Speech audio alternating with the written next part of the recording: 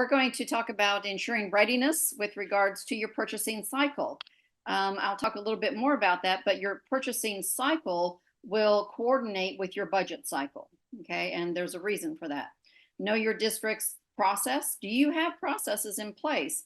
I saw that Amy mentioned that she had gone and she had looked at policy and discovered that, yes, there is a purchase card policy that they have in the district she's in. So, check those and stuff. And then we're going to familiarize yourself with some different types of bids and contracting type language. There's a lot of acronyms in the world of procurement, and we're going to share some of that information with you so you get a better understanding of what you're actually looking at. Next.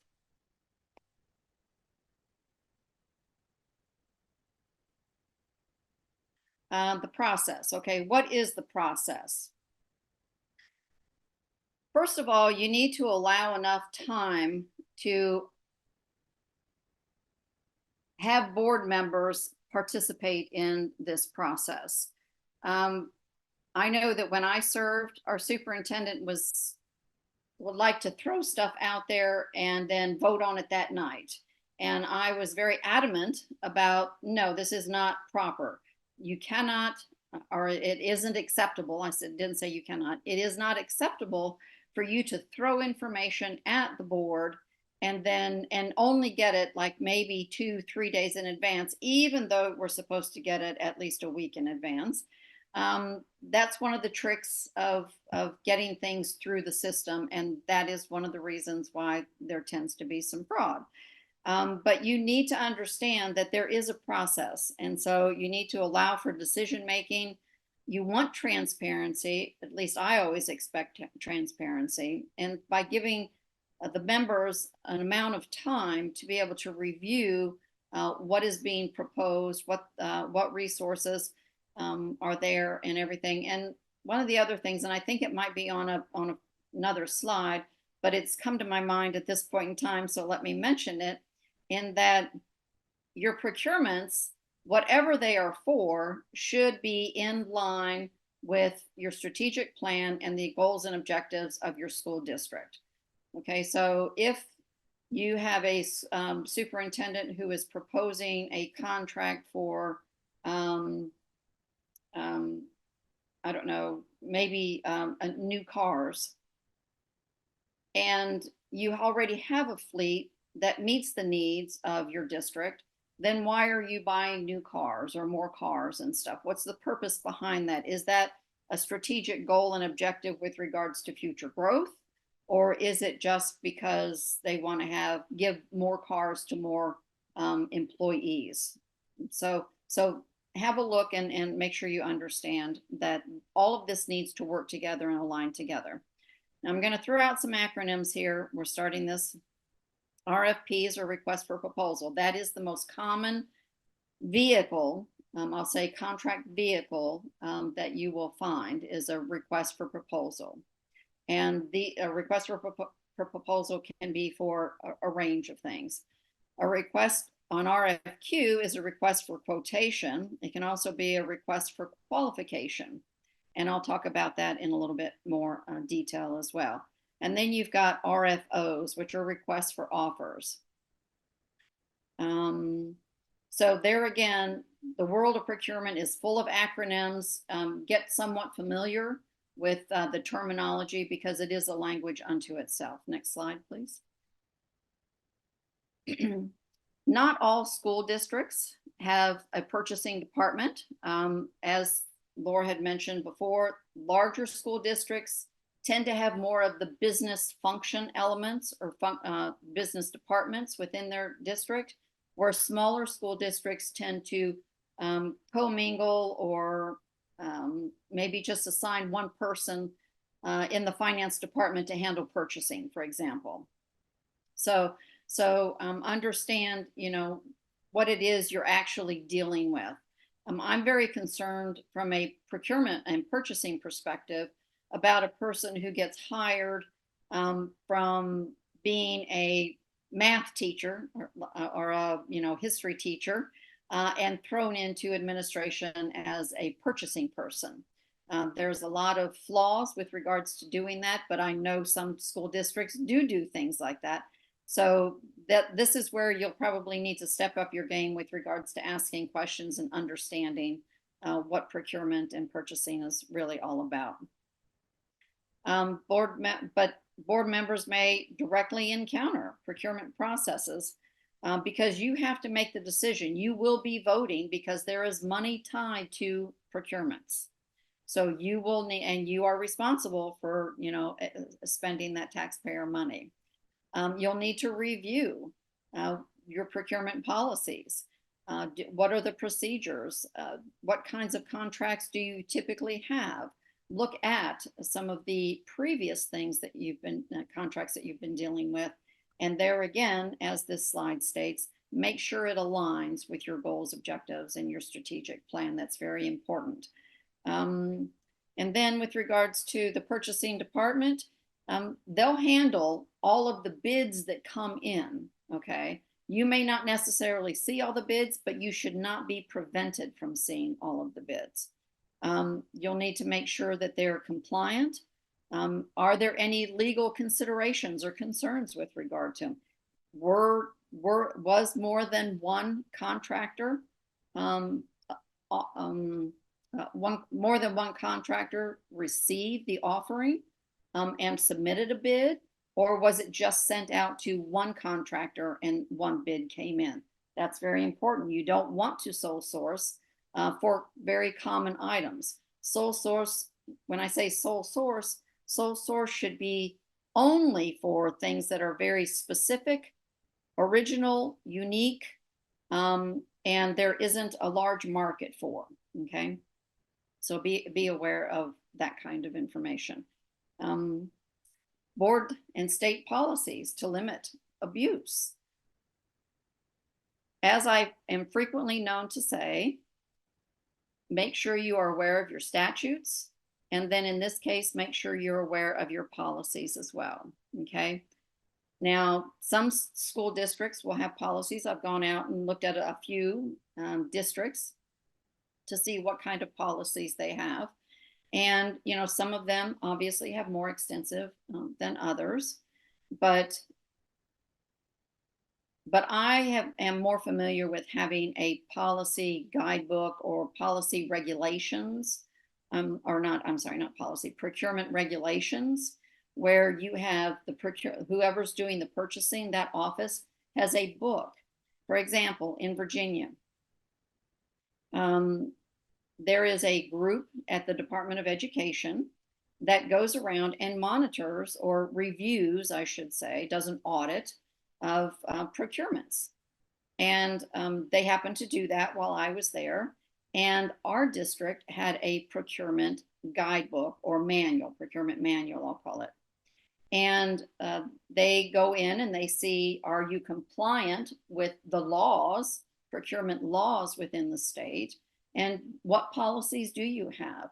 Now, just because you have a manual doesn't mean that you shouldn't have a policy. But if you have a policy, it should be more defined within the manual, because policies tend to be somewhat generic, I'll say, or can be more generic and not very detailed, where in the manual you would expect to have more detail. So that's important to understand. Now, I will say that with regards to spending limits, you should have in your manual, and preferably a policy as well, so that the public, because the manual may not necessarily be open for the public to see. I think it should be, but it may not be. But you definitely should have a policy that identifies who has spending authority, who has contracting authority. Typically, it would be delegated to the superintendent of the district, but the superintendent should have the authority to be able to delegate certain authorities to maybe another administrator, and even possibly to principals or people within the school administration. And this is where the spending limits come into play. Who's going to have a purchase card? Who's going to actually sign off on a contract? Who can go out and request a bid? So these are some of the things that you need to be aware of, and you should find that in your policy and or your procurement manual.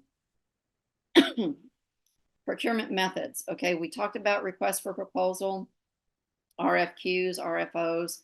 So RFPs are, as I said, are the standard. They're the norm. They're the most commonly used from my experience. What an RFP does is it's a document. It will identify what you actually want to procure, and then it will have terms and conditions, what we call terms and conditions, particular to whatever it is you're procuring. There are typically some standard terms and conditions that you might want to be aware of, which is procurement integrity. With regard, maybe there's some regional terms and conditions, standard terms and conditions. There's usually something along the lines of force majeure with regards to natural disaster, dealing with contracts and natural disasters. That's very common in construction. And there's a whole range of terms and conditions. So, but just be aware that, a contract is not just what you're buying. It is a whole litany, can be a whole litany of terms and conditions. One of the things I do want to point out with regards to that is I have seen too often that terms and conditions are more favorable to the contractor than to the school district. Now, you want to be fair, and I use that word loosely because I'm not keen on being fair, but you want to have a balance with regards to making sure that they are getting a profit, because that's what business is all about, okay? But they are providing a good quality product or service to you, and that you are getting the best terms and conditions for the school district. So there needs to be that balance there between the vendor and the school district. And so just be mindful of that. Request for quotation.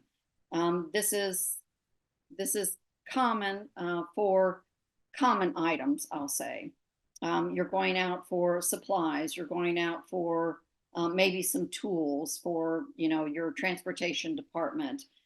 They're very common. They're very standard. So all you really typically want to do is get a quotation, and you pick the best one that gives you quality, value, and cost. Those are some typical things to look for on that. Next slide. An RFQ, request for qualification. In my world, this was more known as a request for information, because you're going out and seeking who's out there to do what we think we want to do. This was very, very common in the research and development arena at the federal level. Request for qualification or request for information at the school district level would be more along the lines of, well, okay, we want attorneys to support these types of functions or these types of issues. And so you go out to a range of attorney firms, and you find out, do they really have lawyers who specialize or who have a great amount of experience, or at least a reasonable amount of experience with regards to meeting your school district needs. So that's one example for that. Request for offer. This is one that I am not overly familiar with, but there again, in my world, it was along the lines of a request for information. So with that being said, these are the 4 types of vehicles, I would say, or methods with regards to procurement. And just to have a general understanding of what your district uses, what they use them for. And another thing that I want to mention with regards to procurement methods is that in the state of Virginia, there are regional contracting offices throughout the state. Can't remember how many there are, something like 6 or 8 or something like that. But anyway, they typically, I equate them to the General Services Administration at the federal level, meaning that they go out, that regional office goes out and solicits bids and awards contracts for supplies, for food, for buses, for just cars, for a range of goods and services and stuff. And so if you're a smaller school district, it may make sense for you to go look and see what that regional office has, and then you just award a task order or a delivery order to that regional contract, to that regional office. Not everybody wants to do that. And there again, even though it may sound like a good idea, do some analysis. Make sure that there's some analysis and some comparison being done, because my experience is that just because it's a GSA contract, I'll say, doesn't mean that it's a good award. Doesn't mean that you're going to get the best value, the best quality, or the best cost. So just be mindful that there are opportunities maybe in your state like that, and don't allow your school district to only utilize the regional offices, because that is one way to subvert the use of competition. And I think all of us on this call know that competition is good, and we need to compete. Next slide.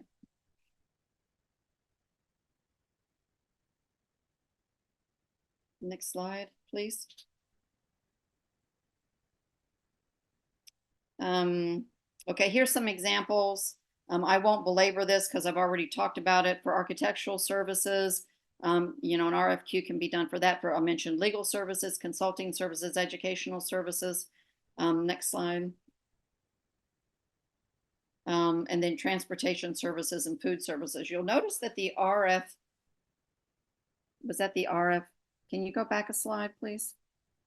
Because this is the RFO. This is the RFO. Okay, go ahead. I'm sorry. RFO. Notice that the request for qualifications is for services. Sorry, I need to put my glasses on, really. Is a lot for services. And that is because you're interested in the qualifications of that service provider. You know as well as I do that some contractors, vendors provide better quality services than others. They're a little bit more detailed, maybe a little less detailed. Maybe they have more employees that are more qualified or more experienced than others. So you'll notice that the understanding the qualifications can be very important with regards to that. Next slide, please. I'm sorry. Next slide. Evaluating your policies. Now, as I said, there are some districts, and I've gone out and done a little research with regards to some of the districts, and you'll find that larger school districts tend to have a little bit more policy and a little bit more in-depth policy. But at a minimum, you should have some policy that talks about, procurement policy that talks about how you go about soliciting bids, how you go about evaluating bids, and how you make awards. Okay, and then is there any follow-up with regards to managing the contracts? You may have a policy with regards to competitive bidding. Like I said, it's good to compete, and you don't want to rely necessarily on a regional office for all of your contracts. A vendor selection policy. There again, this promotes competition, and it can help you with regards to identifying some of those conflicts of interest and procurement integrity and things of that nature. Your conflict of interest policy, and then your ethical standards policy. You do want to make sure that there is some ethics involved with regards to your procurements, because you don't want to go down this road of what Laura talked about with regards to fraud, waste, and abuse. Next. What about a cost savings policy? I hope all of you are interested in cost savings. Vendor performance. Vendors should be evaluated. You should not just award a contract and then let them, especially for something like services or construction, you need to follow through. You need to make sure that somebody is overseeing what is being done and ensuring that the terms and conditions of the contract are being met. There again, that falls into contract management. You may have a sustainability and social responsibility policy. That's a big deal nowadays. Are we protecting the environment? Are we being sustainable? Are we using, things that do not harm the environment, or, we don't want asbestos in our constructions anymore, okay? Training and professional development policy. Now, this is something that I would like to see all school districts have, because because procurement is not something that you can just go into and automatically start performing at a proficient or exceptional level. It takes a while to understand the nuances of procurement. It takes I went through, I had a 3-year internship with regards to getting into federal procurement and stuff, and it can be very in-depth. Mind you, I'm comparing apples to oranges, but conceptually it's the same. You need to understand the nuances between being ethical, conflicts of interest, what area should you consider with regards to sending out bids and stuff. Do I just go within a 50-mile radius, or do I go within a 250-mile radius? That's something that some contractors will maybe talk to the school board or send emails to you about, is, well, yeah, we're only 100 miles away. Why didn't I get an opportunity to bid on something that they know that they're very qualified to be able to do?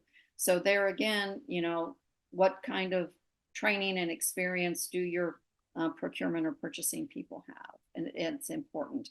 And in order to, foster competition and get the best value and best price. Your purchasing cycle. First, you need to have a needs assessment. Then you're going to go into planning and budget, because as I mentioned, the procurement cycle needs to coordinate with the budget cycle. And the reason for that is because typically in procurement, you cannot use next year's money for current purchases. And you can't use last year's money for current purchases. You have a budget cycle that is coordinated and tied to your current appropriations.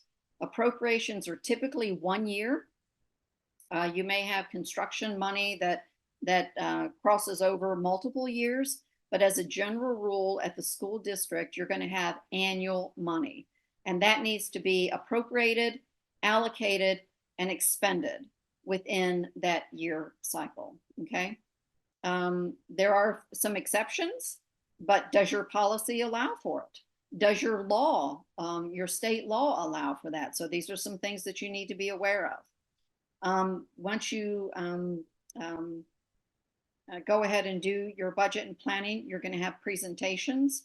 Then you're going to go into the bidding process. Then you're going to review bids, okay, because you're going to go out for bids. Bids are going to come in, and then you're going to evaluate them, and then they're going to go to the board for final approval. So that generically, that's how it is. There can be a few more steps in there depending on what you're procuring, but overall, this is a very generic step, a cycle. Next. Karen, can I yes. jump in here real quick? So the reason I thought it'd be important to talk about this is that, and then you're going to go into the use it or lose it, but it's important that you understand what this cycle really looks like, a healthy cycle, because you don't want to be the board members that are constantly just giving a contract and saying, here, approve it. You need to understand what is a healthy, what are the healthy phases. You've identified what your strategic plan is, what your goals are for that next school year. That's your needs assessment. Then you budget for that, right? Then what happens is, what should happen is that if it's a priority of the board, the superintendent should be bringing those experts within the school district to present what they've come up with. It could be a consultant that they're going to hire. It could be, some vendor, an outline of a project that you all want to put in place. So that's what we're talking about, presentations. Then once you approve, yes, this aligns to what we think the needs are and what we budgeted for these are big purchases.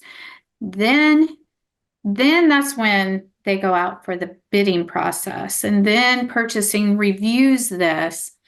And here's the last phase that often, you'll see in these phase cycles that they leave out. The last phase is it goes to the board for approval. Where you're going to see this most of the time is under consent. But as a board member, you still need to be pulling these contracts. You need to make sure that it aligns to what the assessment was, what you've budgeted, and what was actually reviewed in the presentations. Because before you approve that contract, you should have all this information. So that's why we wanted to make sure that you understood this purchasing cycle. And like I said in the very beginning, where I saw the purchasing cycle really peak was around the springtime, excuse me, when they were getting ready for the new school year. So just be prepared that that's going to be a peak, a spike, and they're just going to try to push a bunch of these contracts through, but it's going to be up to you to make sure that you read every one of them. So that's what I wanted to add to that. And Laura makes a good point in that typically contracts are under consent agenda. And if you have questions about any one of those contracts, you need to ask for it to be moved from the consent agenda to the regular agenda. Action. Thank you. Yes. The action as an action item, because depending on your sunshine laws will depend on what opportunities you have to discuss.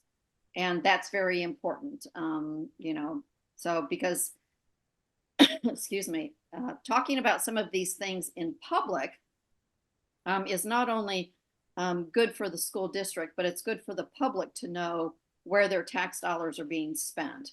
And when things are in consent agenda, the average public, unless they really pay attention, excuse me, do not understand how consent agenda works versus action agenda works and action items. So it's very important for you to understand where some of these things should be placed. Next. Stopping, use it or lose it. I tell you, one of the things that used to irritate me the most when I was working was when I would ask, well, why are we doing it this way? Well, because we've always done it that way.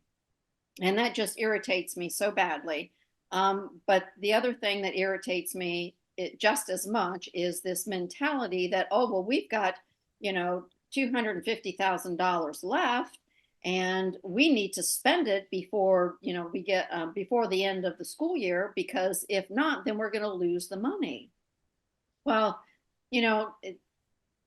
there again, do you really need, 5 million pencils and 10 million pads of paper? Or, it's just ridiculous. Ridiculous at the end of the year. And it's called wasteful. In my mind, it falls under the fraud, waste, and abuse that Laura discussed earlier. And you need to change that mindset. You need to get, when you're talking with regards to when you begin your budget cycle, you need to start telling or verbalizing, I should say, and asking the right questions with regards to, okay, we have this budget. What are we going to spend it on? What contracts are coming to an end? What contracts do we need to renew? What new programs are we going to introduce into the system, into the district? What new academic materials do we need? Those are the things that need to be asked. But I don't know about you, but when I sat through budget cycle presentations and stuff, the majority of it was our staff needs more money. We need an increased salary and benefits. That was 99%, I'll say, of the asks. Technology, they typically would have a little bit more because they wanted to maybe make something more robust or whatever the case might be. But there again, start at the beginning of the budget cycle with regards to understanding what the budget is going to be spent on. What contracts do we really need? Okay. And then, you know, with regards to defeating, some boards direct the superintendent to put in place end of year purchase deadlines. That's one way to help mitigate or minimize this, you know, end of year spending, this glutton that happens. Some school districts may have, you know, 30 days. Some may have 3 months. Depending on how large your district is, maybe you want a 4 to 6 month with regards to major contracts. Maybe not so much with regards to the little smaller items, local things, purchase cards. But even on purchase cards, I would have a limit with regards to you cannot use your purchase card after a certain date, because you do have to bring those, you do have to reconcile that. And so you have to allot time and energy for that as well. So there's a couple of things I would like to piggyback on this conversation with Karen, is the fact that it is a mindset. It's within school districts, it's actually within government. If you don't use it, you're going to lose it, right? Well, in business, what do we call that? If you don't use it, you're going to save it. It's going to go back into the general fund so that you can apply it to next year's budget. But that is not the mentality. And so what we have found is that you go online and you look at school district vendors, they actually have training on how to tap into the last few months of a budget cycle, because they know these department heads are going to scramble to use that money. So that's why you need to be taking a look at, okay, if you budgeted, let's say, a school for XYZ, and they should have purchased that because it should have been used in that school year, and then it's almost summer and they're just now budgeting or purchasing that. That's where you need to read your contracts, and you need to understand your budget, and you need to understand the priorities of the district, because that's your goal and job as a school board member to say, we're not going to approve this contract because it doesn't meet, you know, our criteria or whatever. So just be mindful of this, because it is an abuse. It's so much of an abuse of school districts, and I hope that you can change that culture within your school district. Well, and also another aspect of that is that, remember, I mentioned that it's typically annual money, and depending on you know, where your tax dollars, your funding source comes from, because in Florida, where I live now, school districts have their own taxing authority. They set their millage rate. In Virginia, it comes from the county supervisors. The budget does. And so there again, understand where your money is coming from, who has that authority, that taxing authority. And even though it might not be, even though you may not have the authority legally to have a save mindset, because once you are allocated the money, you have to expend the money, you know, and once you're appropriated the money, I'm sorry, you have to allocate and expend the money. But you can at least insert some better spending practices with regards to what's useful, and you know, where, and be mindful also with regards to transferring of funds as well.